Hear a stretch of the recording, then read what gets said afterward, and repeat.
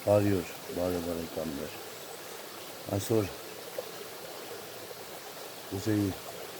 խոսենք, զրուցենք կառավարվող գիտության և կառավարվող աղքատության մասին։ Նախորդ նշեմ, որ մտքերը իմը չեն, հիմնական մտքերը իմը չեն։ Տեքստը պատրաստել եմ գոյություն ունեցող մտքերի և ճանաչված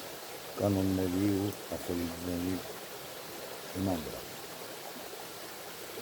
Կառավարվող աղքատություն և գիտություն, ինչպես նաև ռեքսեր և ազգերի հիմարություն։ Ես ընթերցեմ, որպեսզի արագ ստացվի մտքերս ժողովելու վրա ժամանակ չկորցնենք, փորձենք տեղավորել 20 րոպեի մեջ։ Հիմա գետակի դրորն եմ ցույց տալիս, փոքրիկ գետակի։ Սկսեմ մեջբերումով։ Ֆրանց Կաֆկան գրել էր. իրականությունը շատ ծանր բեռ է, այդ պատճառով էլ մարդիկ ընտրում են պատրանքը, իլյուզիան։ Աղքատությունը մարդուն վատը կամ ցածրարժեք չի դարձնում, սակայն դարձնում է նրան խոցելի։ Ֆինանսական դեֆիցիտը կամ ֆինանսների պակասությունը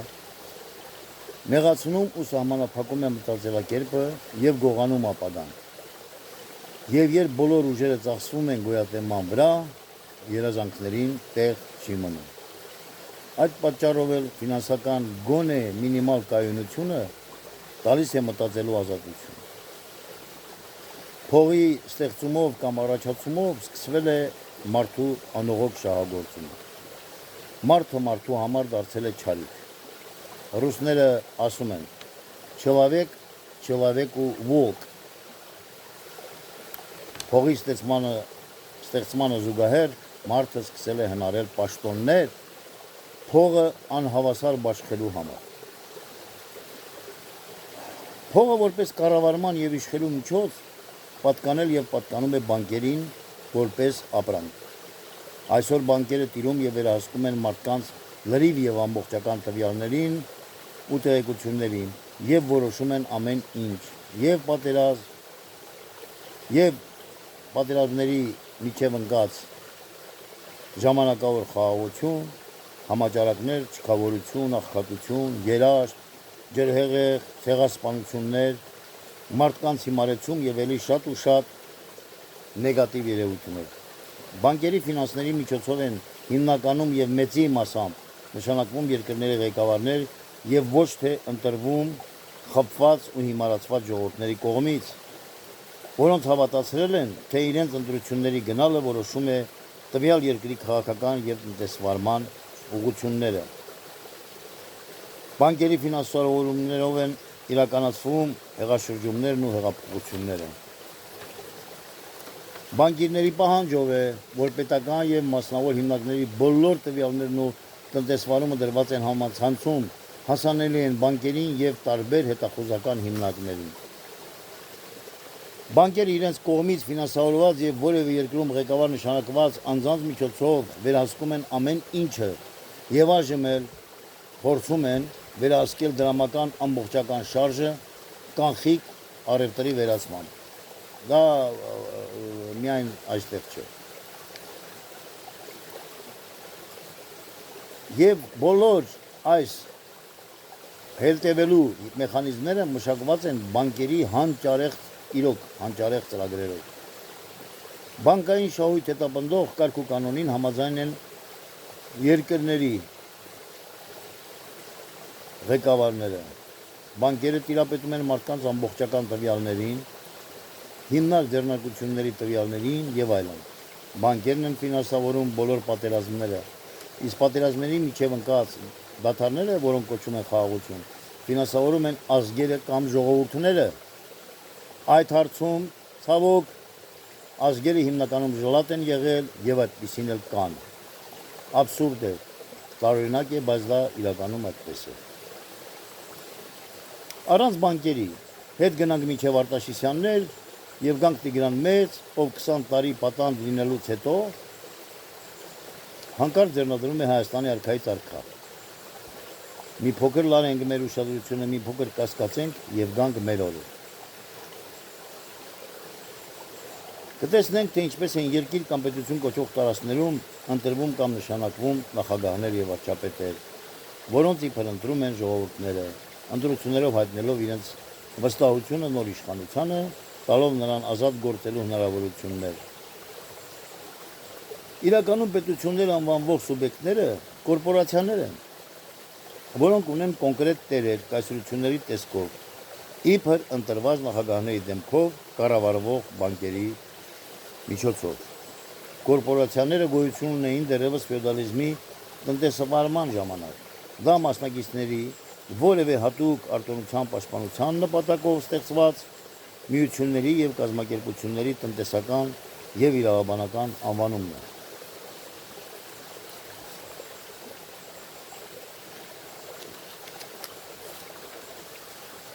Երկրի ղեկավարության բարձրագույն նպատակը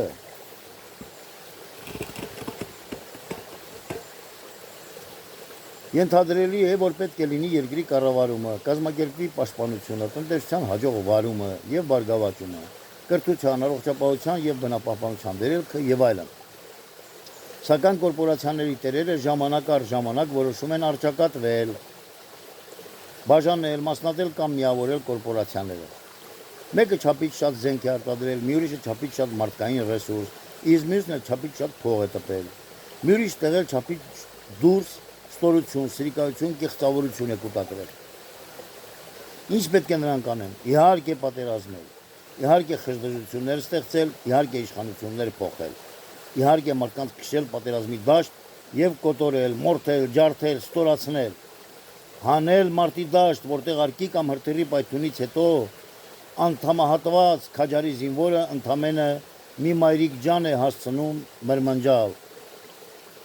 Կազմակերպում եւ իրականացնում են ցեղասպանություններ, որպեսզի մարդկային լայն զանգվածներին բարեհաջող կերպով հիմարեցնեն, մարդկանց լարված պահեն մեկը մյուսի նկատմամբ, խթանվում է տգիտությունը։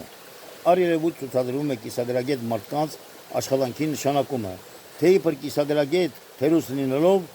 կարելի է լավ ապրել եւ օգտակար լինել, որ գիտակից քաղաքացի լինելու համար պարտադիր չէ ուսյալ լինել։ Աշխատավարձով ապահովված թերուսը կարող է կատարել ինքնահաստատման տարօրինակ գործողություններ, դառնալ փորձանք տվյալ բնագավառում եւ երկրում։ Բայց չի կարող թերուս եւ ոչ հայրենաճանաչ մարդը լինել պետականամետ։ Նա չի կարող պիտանի լինել իր պետության կայունությանը, նա չի կարող լինել հայրենասեր եւ հայրենանվեր, եթե հայրենաճանաչ չէ։ Հիմա խոսենք պետություններին նամանավանդ մեր երկրի նման պետական կառավարման մասին, կադրերի ընտրության մասին, ինչպես կազմավորել աշխատակիցների, ծառայողների հմուտ խումբ, որի հետ ղեկավարը կկատարի նախանշված ծրագիրը։ Իհարկե, սա ենթադրելի եւ ակնկալող ձևն է։ Ղեկավարը լինի նա երկրի նախարարության, վարչության, հիմնարկի թե արտադրամասի, պետք է ընտրի այնպիսի աշխատանքային խումբ, որի համար ստիպված չի լինի լամաչել կամ արդարանալ։ Նա պիտի կազմի պրոֆեսիոնալների այնպիսի խումբ, որի կառավարումը կբերի բարեբեր արդյունք։ Նա պետք է կարողանա ամեն մի աշխատակցի գործառնական ֆունկցիան կազմակերպել այնպես, որ գործն ընթանա անսխալ եւ սահուն։ Պետության ղեկավարի պարագայում վերաբերում է ղեկավար պոստերի տեխնացուների ընտրությանը։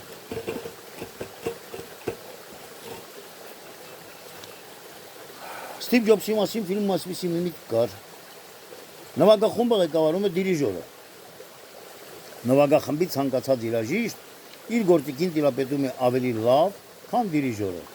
Օրինակ ջութակ, շեփոր, քնար, ստեղնային գործիքներ, հարվածային գործիքներ եւ այլն։ Սակայն առանց դիրիժորի կստեղծվի քաոս։ Անկարող կամ թույլ դիրիժորի ղեկավարությամբ նույնպես նվագախմբի աշխատանքը կվերածվի քաոսի։ Որպես գործուն եւ էֆեկտիվ միավոր, մարդ ղեկավարը պարտավոր է առաջին հերթին ստեղծել, կազմել եւ կազմակերպել իր ընտանիքը։ Այնուհետև որևէ բիզնես, լինի դա փոքրիկ արտադրամաս, ֆերմա, գործարան, կամ խոշոր կորպորացիա պետք է ունենա գործուն ծրագիր։ Բոլոր երկիր կորպորացիաների ղեկավարները առանց կապիտալի տերերի հավանության, հրահանգի, քультուրության, հրամանի չեն կարող ինչ-որ կարևոր քայլ կատարել։ Դրա համար գոյություն ունեն խորքային անտեսանելի հրահանգիչները։ Արժանի է արդյոք հայ ազգը պետություն ունենալու։ Տիգրան Մեծի կայսրությունը փլուզվեց ներքին դավադրությունների պատճառով։ Դեռ այն ժամանակներից հայ մեծամեծերը կամջոջել իրենց զավակներին ուղարկում էին այլ երկրներ սովորելու, ինչն ուներ նաև նպատակ լեզուներ սովորելու, կապեր եւ խնամիություններ հաստատելու եւ ամենակարևորը դաշնակիցներ ձեռք բերելու համար։ Բայց այնտեղ հիմնականում երիտասարդները նաև հավաքագրվում էին այդ երկրի հատուկ ուժերի կողմից, ծառայությունների կողմից։ Նրանց ուղարկում էին հատուկ ուսումնական հաստատություններ, որոնց համբավը տարածվում էր հատուկ ձևերով։ Տիգրան Մեծի կայսրությունը ստացավ այլոց կամակատարներ իր որդիների դեմքով եւ նա ստիպված եղավ պայքարել սեփական արյան դեմ։ Դա մեծագույն ողբերգություն էր։ Սկսվեց կայսրության դրսից ուղղորդվող տրոհումը։ Առաջացան կենտրոնախույս հայկական թագավորություններ, որոնք հրաժարվում էին զորք տրամադրել կենտրոնական իշխանությանը, գործում էին առանձին։ Մի կողմից հզոր եւ հզորացող հռոմեական կայսրությունը, սարակինոսները, մոնղոլները, սելջուկները, եգիպտական մամելուկները, Պարթևական կայսրությունը, հետագայում որպես ծագողազգ թուրքերը, մյուս կողմից գոռոզ, ագահ, մեծամիտ, թագավոր հորժոջվող միապետ պաշտոնյաները հայոց աշխարհը վերածեցին կտոր նվիրատրվող եւ նվաճվող տարածքների, անմիաբան, բանակի ֆինանսավորումից հրաժարվող միապետ տեր հրճակված կեղծ ռեքս սուբյեկտները հերթով զիջեցին, երևի նաեւ որոշները ծախեցին իրենց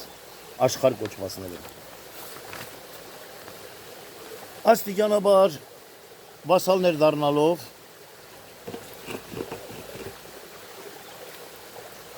եւ վերացնելով հայոց պետականությունը, մեկը մյուսին մեղադրելով դավաճանության մեջ, փոքրացրին հայոց աշխարհը, որոշ չափով լոյալ լինելով միայն Պարսկաստանը։ Այնուհետև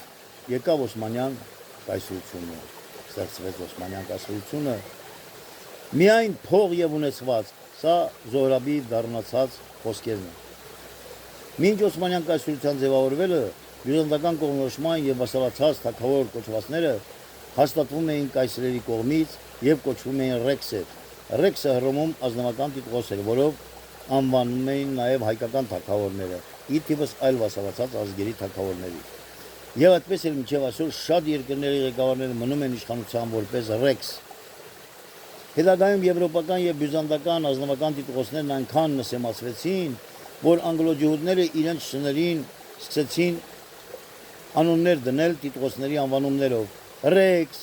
լորդ, հերցոգ, բարոն եւ այլն։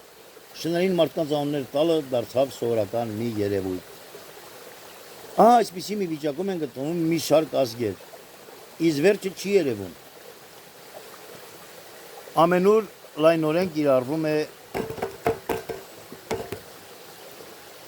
դրսից տղա բերելու պրակտիկան, որն ավելի է վատացնում ազգերի վիճակը։ Գլխավոր կայսրերը գերազանց են խաղում իրավիճակը անհասկացողի իրենց դերերը։ Իբր թե չեն պատկերացնում ինչ է կատարվում, պետք է ամեն ազգից գնան, ասեն, որ այսպես է, այնպես է, շատ լավ գիտեն ամեն ինչը։ Կայսրությունները միշտ առավելություն են տալիս այն ռեքսին եւ նրա կամակատարներին, ով անմռունչ կատարում է նրա բոլոր հրահանգները։ Ոչ մի խելոք անհատ իրավունք չունի հասնելու երկրի կառավարմանը մասնակցելու աստիճանի։ Շատ եզակի դեպքերում կարող է ժողովուրդը ընտրել իրեն ցանկալի ռեքս, բայց այդ դեպքում հետևում են արյունահեղություններ կամ անկախատեսելի բռնություններ։ Կայսրությունները հիմնականում զգուշանում են միայն ժողովուրդներին փաթաթված կեղծ դեմոկրատիային չհավատացող եւ ազատորեն վերլուծող մարդկանցից։ Դրա համար նախատեսված են կուսակցականացված ընտրություններ, որտեղ նույնիսկ ամենախելացի անհատը կորչում է ձայների մեծամասնության մեջ։ Դա այդպես է լինելու, քանի դեռ կայսրությունները իրար մեջ չեն հասել որոշակի համաձայնության։ Իսկ մինչ այդ պահը մեր նման ազգերը պիտի կրթվեն ձեռք բերեն հարմարվելու եւ իրավիճակից օգտվելու հատկություններ, օգտվեն կայսրության ողջ ամբողջական, բայց եւ այնպես ընձեռած հնարավորություններից։ Ներկայումս կայսրություններն ավելի ուժգնությամբ են կիրառում ուժային կառույցները, ինչպես ներսում, այնպես էլ դրսում, իսկ ուժայինների համար արյունը եւ մարդու կյանքը անցողիկ երևույթ են, ակնթարթային եւ մեկանգամյա։ Աղքատությունը, ինչպես սկզբում նշեցի, բերում է մտածելու անկարողության եւ նախանձի, ունևորի կամ հարուստի նկատմամբ, ինչը բարեհաջող կերպով կառավարում է կայսրությունների եւ կապիտալի կողմից։ Դա ազգերի չմիավորվելու առաջին գրավականն է։ Աղքատ մարդը, նամանավանդ անգրագետ թերուզ մարդը, հեշտ է ընդունում բամբասանքը, ասեկոսեն, առավելագույնս դյուրին ենթարկվում սադրանքներին, մտնում վեճի մեջ կամ միանում վեճին։ Աղքատությունը մարդկանց թույլ չի տալիս դառնալ հայրենաճանաչ։ Դե իսկ ազգին միավորել կամ բաժանել կարող է հմուտ ռեքսը։ Առաջնորդը պետք է հեռուն տեսնի եւ միավորի ազգին հանուն հայրենի հողի եւ ջրի, հանուն գոյատևման եւ առաջընթացի։ Այժմ 3-4 րոպե կտևի ծանոթանանք գոյություն ունեցող օրենքներին, կանոններին։ Ինչ է կառավարվող աղքատությունը։ Կառավարվող աղքատությունը տնտեսագիտական եւ սոցիոլոգիական հայեցակարգ է, երբ պետությունը կամ իշխող վերնախավը փոխարեն արմատապես վերացնելու աղքատությունը, այն պահպանում է վերահսկելի սահմաններում, սոցիալական եւ քաղաքական նպատակներով։ Այն հաճախ բնութագրվում է որպես մանիպուլյատիվ գործիք, որն ուղղված է հասարակությանը կախվածության մեջ պահելուն։ Ինչպես է այն գործում։ Ընտրազանգվածի ձևավորում, սոցիալապես անապահով եւ կախվածության շերտերը, որոնց գոյությունը կախված է նպաստներից կամ պետական աջակցությունից, ավելի հեշտ են կառավարվում ընտրությունների ժամանակ եւ հավատարիմ են մնում գործող ռեժիմին։ Աշխատուժի էժանացումը, մարդիկ, որոնք պայքարում են գոյատևման համար, համաձայն են աշխատել ցածր աշխատավարձով, ապահովելով էժան աշխատուժ խոշոր բիզնեսի համար եւ նվազեցնելով գործադոլների հավանականությունը։ Այսինքն, այդտեղ ավելի բարձր աշխատավարձ չեն գտնում։ Ռեսուրսների կենտրոնացումը։ Իրական կառուցվածքային բարեփոխումների փոխարեն կառավարությունները նախընտրում են աղքատության մակարդակը կառավարել միանվագ կամ ցածրորակ սոցիալական նպաստների բաշխման միջոցով, օրինակ կրթության ոլորտում։ Հիմնական ռիսկերը կառավարվող աղքատության Կառավարվող աղքատության սոցիալական այս մոդելը, չնայած կարող է կարճաժամկետ կայունություն ապահովել, երկարաժամկետ հեռանկարում հանգեցնում է հետևյալ լուրջ խնդիրների՝ տնտեսական լճացում, տնտեսության, մարդկային կապիտալի անկումը, սպառողական ցածր պահանջարկը եւ արտագաղթը քայքայում են երկրի տնտեսությունը։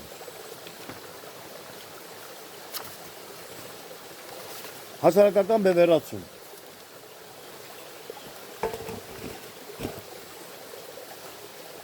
Ստեղծվում է անդունդ չափազանց հարուստ փոքրամասնության եւ աղքատ մեծամասնության միջեւ։ Սոցիալական պայթյունի վտանգ։ Տնտեսական ցնցումների կամ պարենային գների կտրուկ աճի դեպքում կառավարվող աղքատությունը կարող է վերածվել անկառավարելի բունտերի։ Կառավարվող աղքատություն հասկացությունը սոցիալ-քաղաքական տերմին է, որը նկարագրում է պետական կամ քաղաքական ինստիտուտների կողմից հասարակության մի մասի նպատակային ծայրահեղ կախվածության մեջ պահելու երևույթ։ Այն սովորաբար դիտարկում է երկու հիմնական համատեքստում՝ կառավարման սխալ մոդել կամ իշխանության պահպանման գործիք։ Մանիպուլյացիայից խոսենք, մանիպուլյացիա, թարգմանաբար ձեռնացություն, մարդկանց կամ իրավիճակների վրա գաղտնի, թաքնված հոգեբանական ազդեցությունը։ Դրա նպատակն է ստիպել մարդուն կամ հանրությանը կատարելու այնպիսի գործողություններ կամ ընդունելու որոշումներ, որոնք բխում են միայն մանիպուլյատորի շահերից։ Այն հաճախ հիմնված է մարդու թույլ կողմերի, վախերի կամ զգացմունքների շահարկման վրա, օրինակ խղճի, սիրո, հպարտության եւ այլն։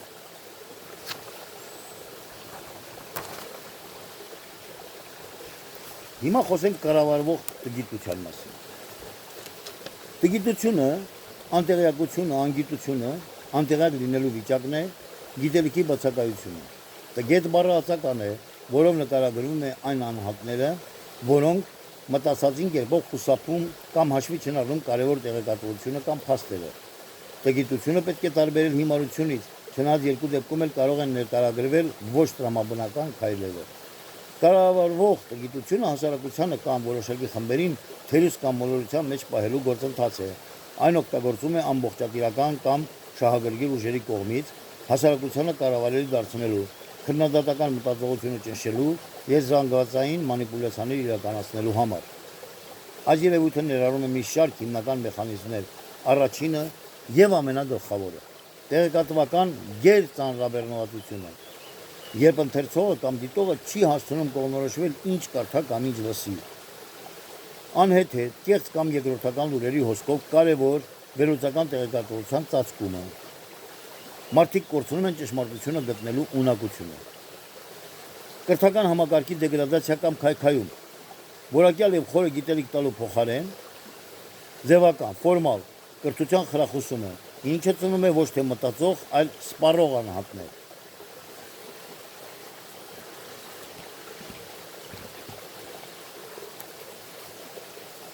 Օրինակ ձևական դիպլոմատիաները։ Սոցիալական ցանցերի ալգորիթմեր։ Անհատականացված ժապավենները ստեղծում են տեղեկատվական փուչիկ, պղպջակներ, որտեղ մարդիկ շփվում են միայն իրենց նախասիրությունների եւ նախապաշարմունքները հաստատող բովանդակության հետ, մերժելով այլակարգությունը։ Վիկիպեդիայի բառաներում կա, կարող եք, եթե ցանկություն ունեցողներ կան, ամեն մի երևույթի մասին բառաներում կա բացատրությունը։ Եվ վերջում ես որպես տոհմական հասարակության ձևավորման տոհմնակից աստիճանաբար պետք է գիտակցենք, թե ինչ վիճակում ենք գտնվում որպես ազգ եւ ինչպես հարատևենք առաջին հերթին դառնալով հայրենաճանաչ եւ հասկանալ, թե որտեղից են գալիս եւ ուր են գնում, դուրս գանք հաց եւ տեսարան կարգավիճակից եւ բարին ընդմեզ։